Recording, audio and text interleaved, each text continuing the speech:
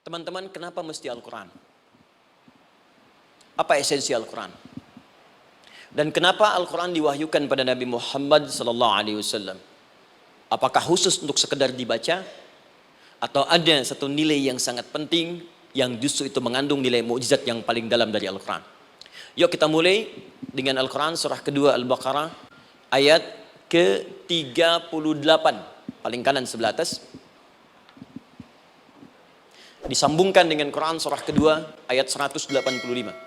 Paling kiri pertengahan di mushaf. Quran surah kedua ayat 38 dengan Quran surah kedua ayat 185.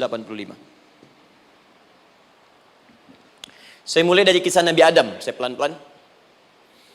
Nabi Adam saat diciptakan oleh Allah, kemudian diberikan informasi bahwa beliau akan bertugas di bumi, beraktivitas di bumi. Disampaikan di Quran surah kedua ayat 30, paling kiri sebelah atas. Wa idh qala rabbuka lil malaikati inni ja'ilun fil ardi khalifah. Kata Allah, dan pelajari, ingat ketika kami menyampaikan pada para malaikat, kami akan menugaskan satu makhluk, manusia namanya Adam, di bumi tugasnya. Untuk menjalani hidup di bumi. Nah, secara singkat, setelah Nabi Adam turun ke bumi, di awal masa bersama Sayyidah Hawa, ya alaihi wassalam, maka ternyata bersamaan dengan turunnya Adam dan Hawa ke bumi itu, mereka berdua dibekali petunjuk. Yang dengan petunjuk itu, ini yang dahsyat. Allah jamin semua aktivitas hidupnya, dari mulai yang sederhana sampai yang kompleks, pasti jika diikuti petunjuk ini, dia akan senang menjalaninya dan akan tenang mendapatkan hasilnya. Ya, perhatikan kalimatnya. Quran surah kedua ayat 38. Fokus. Qul nahbitu minha jami'a. Kata Allah, sekarang tiba saatnya. Adam, Hawa, turun kalian ke bumi. Kalau setan kita tinggalkan aja ya. Ini kita bahas Adam dulu. Turun kalian semua ke bumi. Fa imma ya'tiyannakum minni huda. Maka nanti sejak kalian tiba di bumi itu, aku akan turunkan satu petunjuk disebut dengan hudan namanya. Hudan. Fokus. Faman tabi'a hudaya, maka jika Anda dan keturunanmu mengikuti semua detil di petunjuk ini, fala khaufun 'alaihim wala hum yahzanun, maka aku pastikan engkau dan seluruh keturunanmu akan menjalani hidup di muka bumi dengan tenang dan senang.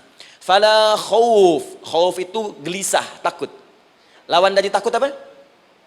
Tenang. Lawan dari gelisah, tenang. Kata Allah, jika Anda mengikuti tuntunan hidup yang ini, maka saya jamin semua hidupmu tenang. Walahum yahzanun. Dan saya pastikan selama hidup di muka bumi itu, kalian tidak akan pernah bersedih. Senang. Lawan sedih, itu senang. Jadi ternyata kita itu diminta tugas di bumi itu bukan untuk dipersulit. Jadi kalau ada yang hidup sampai saat ini sedih deh, di rumah tangga sedih, di kantor nggak tenang, pasti di antara poinnya bukan nggak mampu senang, tapi boleh jadi yang hidup ini tidak membaca petunjuk kehidupannya. Anda kerja di perusahaan, teman-teman ada yang di Pertamina, ada yang di yang lain. Kalau Anda nggak ikuti petunjuk, kan pekerjaan tidak akan berlangsung dengan nyaman kan? Kalau Anda nggak ikuti aturannya, bagaimana bisa mengerjakan petunjuk itu dengan nyaman?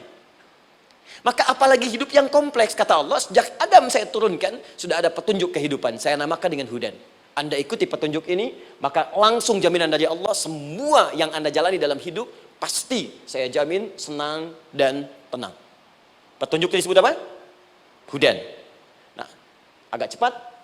Di setiap masa, Nabi Adam selesai hidupnya, generasi kemudian berkembang, datang lagi Nabi Nuh, sampai ke Nabi Muhammad SAW. Perhatikan baik-baik. Setiap berganti generasi akan turun hudan sesuai dengan kebutuhan masyarakatnya pada saat itu. Baik, Nabi Musa menerima kitab apa namanya? Nabi Musa, Taurat. Taurat disebut hudan dalam Al-Quran. Muncul Nabi Musa, kitabnya disebut Taurat. Perhatikan baik-baik. Tahukah teman-teman ketika Taurat disebutkan dalam Al-Quran? Buka Quran surah ke-17. Ya, ayat yang kedua.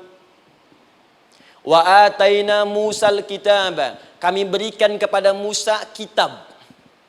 Lihat, wa ja'alnahu hudan li bani Israil. Dan kitab yang kami berikan itu, yang disebut Taurat, Ali Imran ayat yang ketiga, wa anzalat Taurata wal Injil. Kami berikan Taurat kepada Musa. Nah, saat Allah turunkan Taurat itu, hudan li bani Israil. Isi Taurat ini adalah petunjuk kehidupan khusus untuk Bani Israel saja. Umatnya Musa.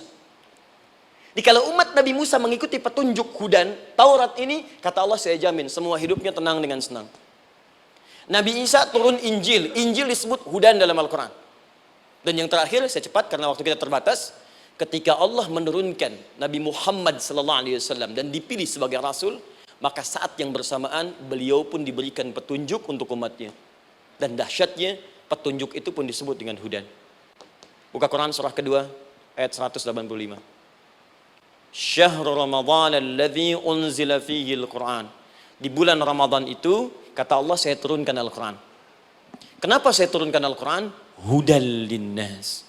Saya jadikan Quran ini sebagai petunjuk, pedoman hidup linnas, bukan terbatas untuk satu komunitas, tapi untuk seluruh manusia sampai kehidupan berakhir. An-Nas disebutkan 241 kali dalam Al-Quran, menunjuk pada semua manusia tanpa kecuali. Ini bedanya Al-Quran dengan kitab sebelumnya. Taurat hanya untuk kalangan tertentu saja. Jadi selesai nabinya, selesai kitabnya. Injil hanya kalangan tertentu saja.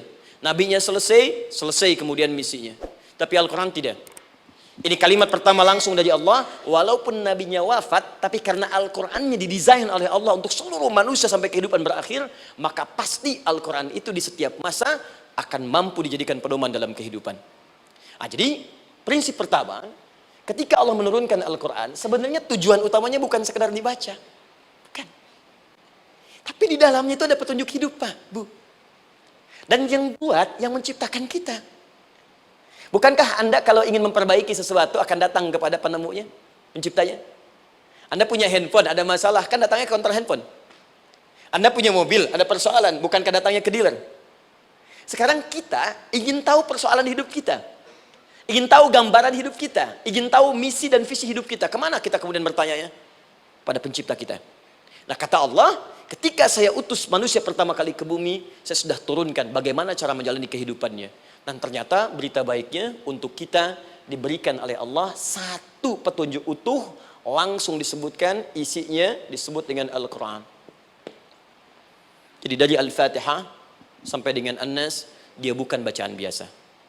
Semua di dalamnya ada petunjuk kehidupan kita dari mulai bahkan dalam kandungan sampai kita wafat kepada Allah Subhanahu wa taala.